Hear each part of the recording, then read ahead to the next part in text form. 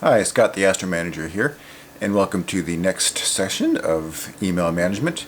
Today we're going to talk about just the structure of composing a good email. So let's start with the to-line. The to-line should be the recipients that you require action from. You don't want to put people, if you don't require an action from them, don't put them in the to-line. Either get rid of them completely or put them in the CC line if it's for your information only. If you have more than one person in your to-line, make it clear that you expect an action from each one of them, and which action that is.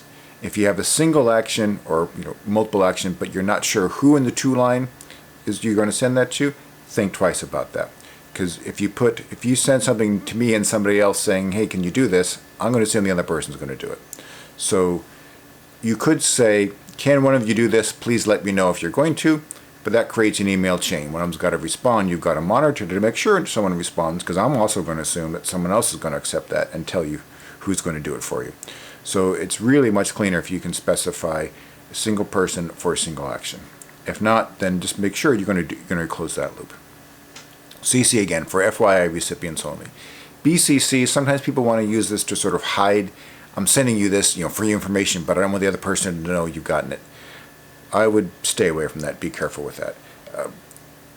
Emails get read, get found by people. If you don't want someone to know you've sent an email to somebody, don't send it to them. Right? Call them, talk to them about it instead. Try not to use the BCC. It'll bite you somehow. But a good use for the BCC is to avoid reply all spam.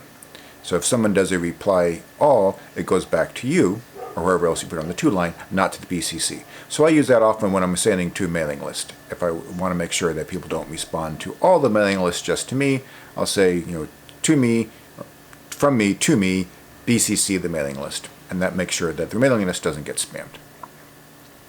So I think the next line, and really one of the most important, if you take one thing away from this session today, I think this is the one thing to take away. It's the subject line. We often get this wrong, and I think it's because we call it the subject line. When they first invented email, if they'd called that the summary line or the headline, maybe it'd be a lot easier. So think of it along those lines. Think of it as an executive summary, as a newspaper headline. If you can summarize your action, your request, what's the headline for what's in your email?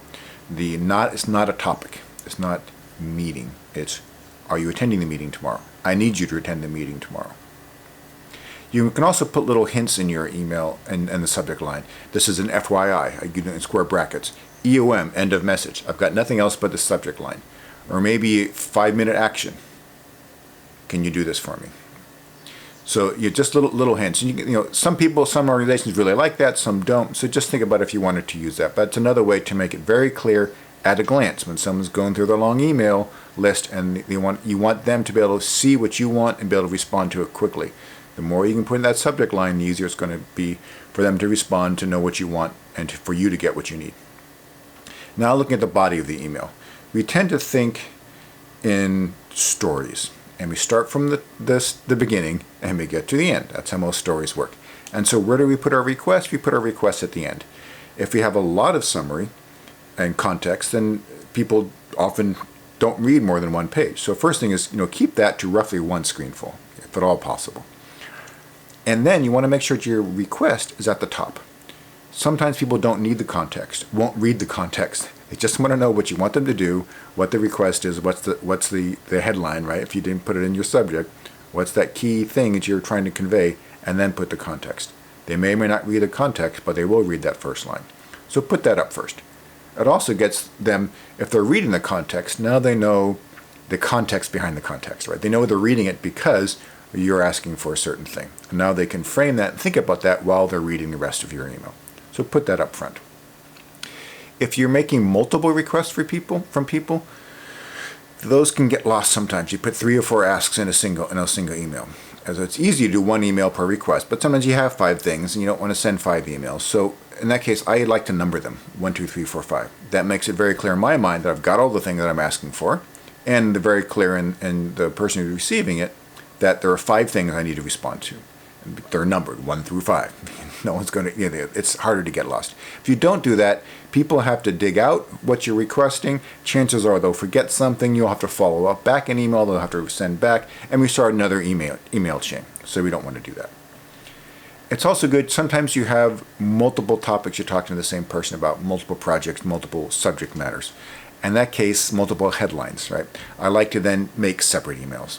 It may seem silly to send 2 emails, but by sending 2 emails, you've separated the topics. It makes it easier to store and organize your emails and to respond. You're thinking about one topic at a time, so it'll keep any further interactions more clearly defined, and it'll be easier to track what's going on. So one topic per email.